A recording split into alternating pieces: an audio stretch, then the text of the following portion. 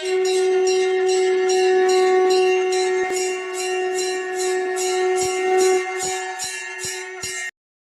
ஸ்ரீ குருப்பியோ நமः. ஓம் கம் கணபதியே நமः. நம்ம ஸ்ரீநிகேதன் வலைதளம் வாயிலாக முருகப்பெருமானுடைய சஸ்நாமத்திலிருந்து தினம் ஒரு நாமாவளி சிந்திச்சுட்டு இருக்கோம். இன்றைய தினம் 794வது நாமாவளியாக ஓம் விபாவனாய நமः. முருகப்பெருமான நல்லெண்ணம் உள்ளவருக்கு நமஸ்காரம் அப்படின்னு வர்ணிக்கிறது. அதாவது உயர்ந்த தியானசீலராக இருக்கார். பாவனா அப்படின்னா பார்த்தோம், உருவகப்படுத்தியதாக மாறுவது.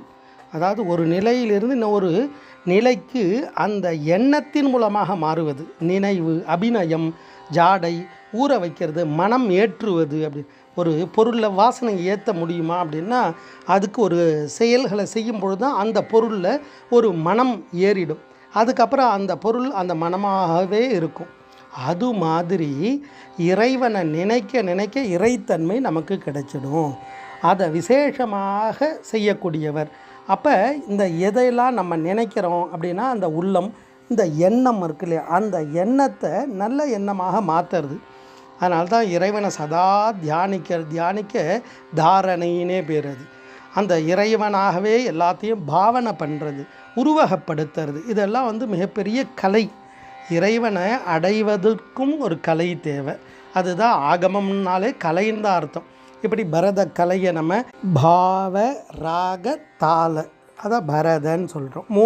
மூணையும் ஒரே சமயத்தில் வெளிப்படுத்துறது. இந்த ஆகமம்ன்றது எப்பேற்பட்டது அப்படின்னா இந்த பாவத்தோடு அந்த மந்திரங்களையும் மந்திர கிரியைகளையும் எல்லாத்தையும் நாளையும் ஒரே சமயத்தில் வெளிப்படுத்துது. மந்திர தந்திர கிரியை பாவனை, இந்த நாளையும் ஒரே சமயத்தில் வெளிப்படுத்தக்கூடிய செயல் ஆகம வழிபாடு. அதனால்தான் நாதவிங்கித வேதமும் பல் புராணமும் கலை ஆகமங்களும் நாதனுன் தனி வாயில் வந்தனன்னு பாமன் சுவாமியின் பஞ்சாமிர்த வர்ணத்தில் பாடுவார்.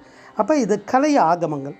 அப்போ இந்த கலை ஆகமத்தை செய்யும் பொழுது தான் நம்மளுடைய எண்ணங்கள் தூய்மை அடையும். அந்த எண்ணத்தில் பிரகாசம் ஏற்படும், அந்த எண்ணத்தில் தெளிவு ஏற்படும்.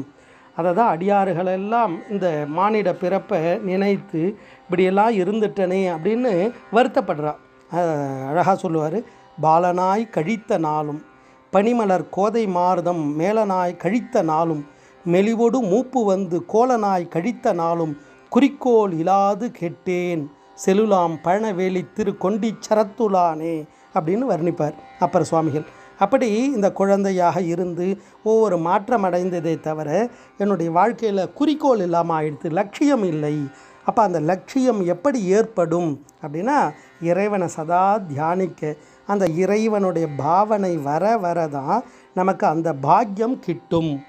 திருப்புகழில் அழகாக கேட்பார், பறவையான மெய்ஞானிகள் மோனிகள் அணுகுணா வகை நீடும் ராசிய பவன பூரக வேகிகமாகிய விந்து நாதம் பகரொனாதது சேர ஒனாதது நினையொனாதது வான தயாபரா பதியதான சமாதி மனோலயம் வந்து தாராய் அப்படின்றார். அப்படி அந்த ஒரு பொருளை யார் கொடுக்க முடியும்னா அந்த பொருளை வைத்திருப்பவர் தான் அந்த பொருளை கொடுக்க முடியும். அப்படி இறைவன் இங்கே எப்படி இருக்கார்னா விபாவனாக இருக்கார்.